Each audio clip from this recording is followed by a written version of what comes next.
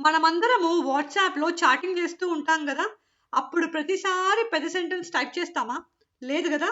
ఎవరైనా funny message పంపితే ఇదిగోండి ఇక్కడ ఉన్నటువంటి ఈ ఎక్స్‌ప్రెషన్‌ని మనము పంపిస్తాము. అదే ఎవరైనా సర్ప్రైజింగ్ న్యూస్ చెప్పారనుకోండి, ఇదిగో ఇక్కడున్న ఈ ఎక్స్‌ప్రెషన్‌ని మనము పంపిస్తాము. అంటే మన ఫీలింగ్స్‌ని చూపించడానికి వాట్సాప్‌లో మనము ఏం వాడుతున్నాం ఇక్కడ? ఎమోజిస్ వాడుతూ ఉన్నాము.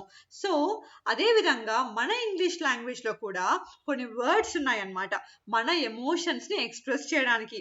ఎలా అయితే వాట్సాప్‌లో ఎమోజిస్ వాడామో, అదే విధంగా ఇంగ్లీష్ లాంగ్వేజ్‌లో మనం వాడేటువంటి ఆ ఎక్స్‌ప్రెషన్ వర్డ్స్‌నే మనము ఇంటర్జెక్షన్స్ అని అంటాము. ఓకేనా? ఈ ఇంటర్జెక్షన్స్ అంటే ఏంటి?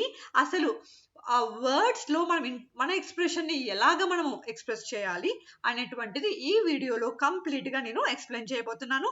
అందుకే వీడియో చివరి వరకు కూడా మీరు వాచ్ చేయండి. సో, ఇంతవరకు మీరు సబ్స్క్రైబ్ చేయకపోతే ప్లీజ్ సబ్స్క్రైబ్ చేయండి. ఎందుకంటే మరెన్నో వీడియోస్ మీకోసము రాబోతున్నాయి. యెస్. ఈ వీడియోలో మనము అసలు ఇంటర్జెక్షన్ అంటే ఏంటి?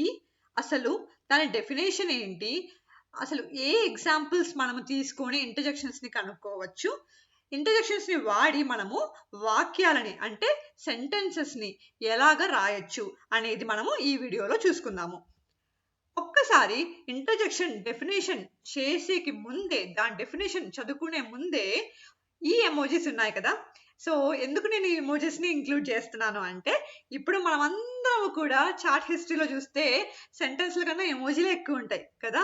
సో, ఈ ఎమోజి ఉంది కదండీ! ఫస్ట్‌ది. అసలు ఇది ఏం చెప్తది? ఏం ఎక్స్‌ప్రెస్ చేస్తది? ఒక ఆతృత, ఒక సర్ప్రైజ్ కదా! సర్ప్రైజ్ కానీ, ఓహ్! అనే ఒకటి కదా! సర్ప్రైజ్ అని నేను రాస్తూ ఉన్నాను. సర్ప్రైజ్. సో, ఇది చూస్తే బాధని చూపిస్తది. థర్డ్ ఎక్స్‌ప్రెషన్ చూస్తే మీరు ఎర్రగా ఉంది అంటే ఎర్రగా మండిపోతున్నాడనమాట. అంటే దాని అర్థం ఏంటండి? ఎర్రగా మండిపోవడం అంటే కోపము. చాలా కోపంగా ఉన్నట్టుగా ఈ ఎమోజి చూపిస్తూ ఉంది. ఈ ఎమోజి మీరు చూస్తే నవ్వు. చాలా సంతోషకరమైనటువంటి వార్త విన్నప్పుడు యెస్ మనము ఈ ఎమోజిని వాడతాము. ఇది చూస్తే ప్రేమ. ఎప్పుడైతే హార్ట్ షేప్‌లో వచ్చేస్తాయో అక్కడ ప్రేమ వచ్చేస్తది. కాబట్టి ప్రేమను ఎక్స్‌ప్రెస్ చేయడానికి మనం ఈ ఎమోజి వాడతాం. లాస్ట్ చూస్తే విపరీతమైన నవ్వనమాట. ఏదైనా కుళ్ళు జోకేసారనుకోండి ఎవరైనా, చాలా కామెడీ చేస్తున్నారనుకోండి, ఎలా నవ్వేస్తాం మనం? విపరీతంగా పగలబడి నవ్వేస్తాం గదా! సో, ఆ విపరీతమైనటువంటి ఎక్కువగా నవ్వేటువంటి దానికి మనము ఈ ఎక్స్‌ప్రెషన్ వాడతాము. యెస్. సో, ఇలాగా నేనెందుకు ఇవి చెప్తున్నానో ఇప్పుడు నేను మీకు పాయింట్‌లోకి రాబోతున్నాను. యెస్. సో, ఎలా అయితే మనం ఇప్పుడు ఎక్స్‌ప్రెషన్స్‌ని చూసామో, అలానే మన ఎమోషన్‌ని, మన ఫీలింగ్స్‌ని, మన లోపల ఉన్నటువంటి భావాలని ఓకేనా? బయటికి, బయటికి ఒక్క పదంలో చూపియడం అన్నమాట. ఆ ఒక్క పదంలో మనము వర్ణించేయడం. దాన్నే మనం ఏమంటామంటే ఇంటర్జెక్షన్ అని అంటాము. మన ఫీలింగ్, మన భావం ఏదైతే, ఒక ఎగ్జాంపుల్ చెప్తాను నేను మీకు. మీరు రోడ్డు మీద వెళ్తా ఉన్నారు. సడెన్‌గా ఒక పెద్ద పాము మీకు కనిపించింది. ఈ పాముని చూడంగానే మీకేమనిపిస్తదండి? వావ్! సూపర్ అని అంటారా? లేదు కదా! Oh my God! అమ్మా! ఓహ్! అని అరుస్తాం కదా! సో, ఈ ఎక్స్‌ప్రెషన్ ఏంటి? అంటే ఒక్క పదంలో మీ భయాన్ని మీరు చూపించేస్తున్నారు. సో, ఆ ఎమోషన్, ఆ ఎక్స్‌ప్రెషన్‌నే మనము ఇంటర్జెక్షన్ అంటాము.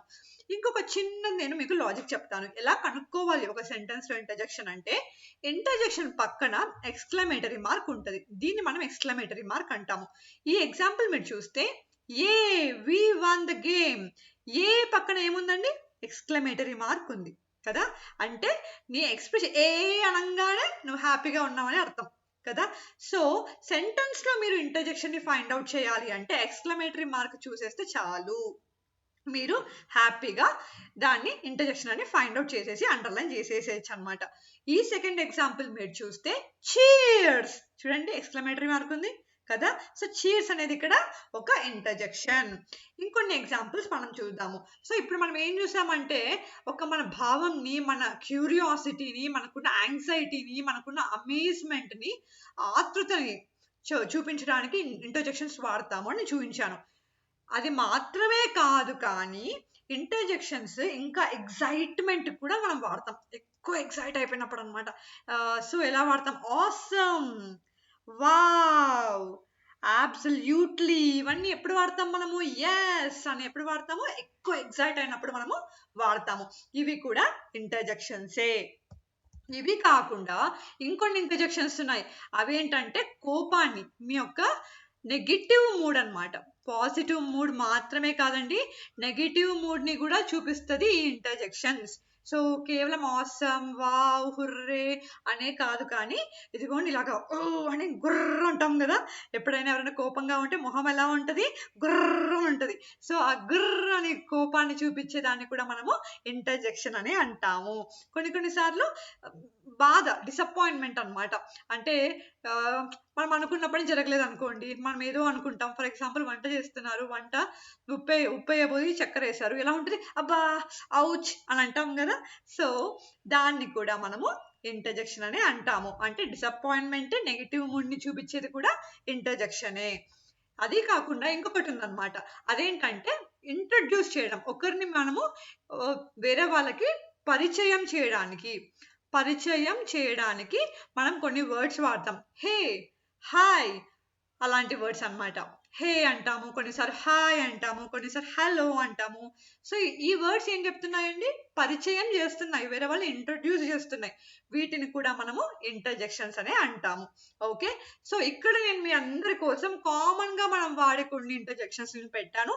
మీ దగ్గర పెన్ అండ్ పేపర్ ఉంటే దయచేసి రాసుకోండి, లేకపోతే స్క్రీన్ షాట్ తీసుకొని మీరు సేవ్ చేసుకోండి. సో ఇవన్నీ కూడా మనము ఫ్రీక్వెంట్గా మన ఇంగ్లీష్ సెంటెన్సెస్లో వాడేటువంటి ఇంటర్జెక్షన్స్ అన్నమాట. ఓకే, సో ఈరోజు మనం ఇంటర్జెక్షన్స్ గురించి సూపర్ఫుల్గా, నీట్గా, క్లియర్గా నేర్చుకున్నాం కదా. సో ఇప్పుడు ఇంకా ఇది మీ టర్న్. సో మీరు ఇప్పుడు లైక్ చేయండి, ఇంకా అనేక మందికి మీరు షేర్ చేయండి ఈ నాలెడ్జ్. సబ్స్క్రైబ్ చేయకపోతే సబ్స్క్రైబ్ చేయండి, ఎందుకంటే ఎన్నో వీడియోస్ కూడా ఇంగ్లీష్ గ్రామర్ గురించి రాబోతూ ఉన్నాయి. సో అంతవరకు కూడా స్టే ట్యూన్డ్. Thank you.